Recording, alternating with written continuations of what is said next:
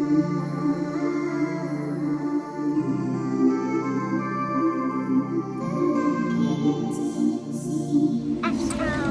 y'all. So, it's your girl SunRay coming at you guys with another SunRay Speaks.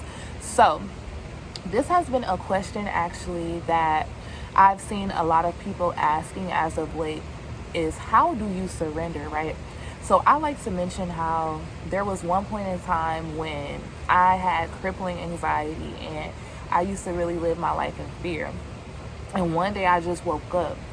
And the definition of insanity is doing the same thing over and over again, but expecting different results, right? So I was just like, I've lived my entire life in fear, fearing certain things. And, we'll be like, God, how do I know you're going to do this? Or God, are you really going to come through for me on that? And then God proceeds to come through. But the next time another situation happens, no matter the details, we still are like, God, are you actually going to come through in this situation? Like, I know you came through last time, but this one's a little bit different. But at the end of the day, it's like, it's almost insanity because every single time we question whether God is going to come through for us, he actually does come through for us, right? So I said all that to say is like, there comes a time when you just surrender and you just choose like, okay, I'm just going to choose faith over fear.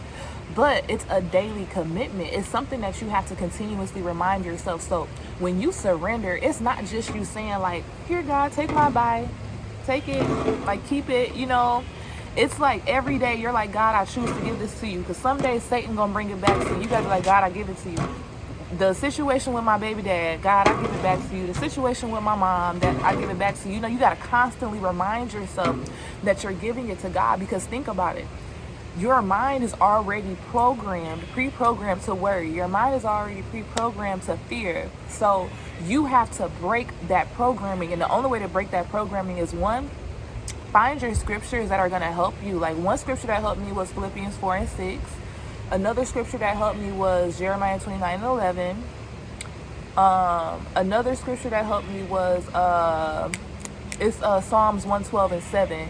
It says that it doesn't say she, but I added the she in there. It says he will not fear because the Lord is with him type of a thing. So it's kind of like you find your anchor scriptures.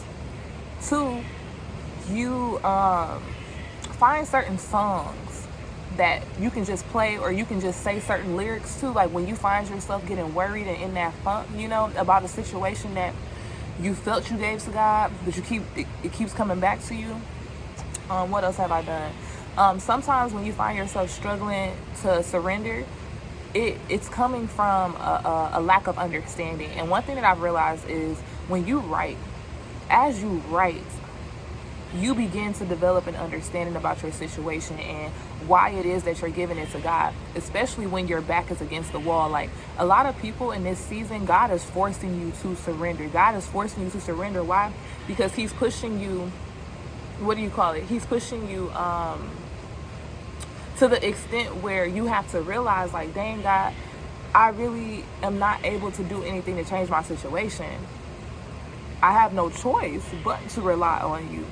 And although it's like, yes, technically we should want to commit to God and want to commit to his way and his will for our life way before then, but sometimes, God doing that is the best thing, because then we suddenly realize like, oh wow, like God, you are here to help me. You are here to further develop me. You know what I mean? So I just wanted to give you guys just some few tips about how to surrender, at least how I learned how to surrender. It was a daily reminder.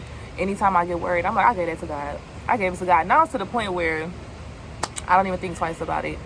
But like any habit, it takes time to build. So yeah, I pray that you guys have a blessed Sunday.